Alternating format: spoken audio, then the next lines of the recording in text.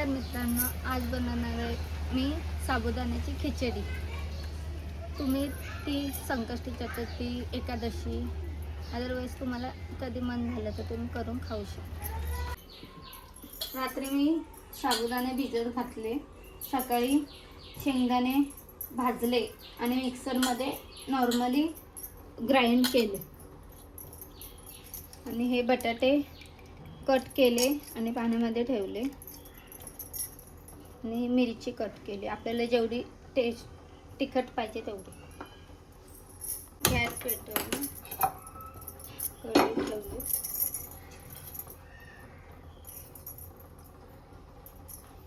तेल घेतलं, आपल्याला जेवढं तेल पाहिजे तेवढं घ्यायचं। तेलामध्ये मिरची टाकली, जराशी फ्राय केली,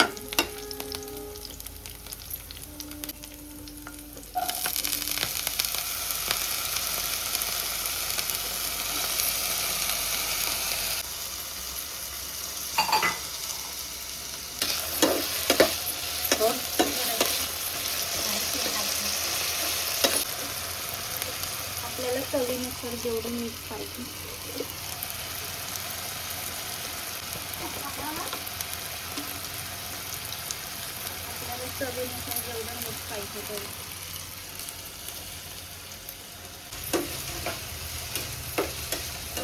मीठ टाकलं। बटाटे वाफेवर शिजवायला ठेवायचे,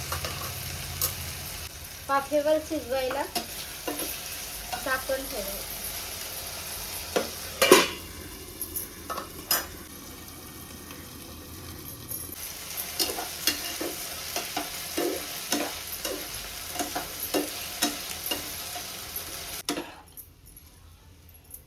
आता मी ह्याच्यामध्ये साबुदाणे टाकले आणि फ्राय करते, हलवते सोडून।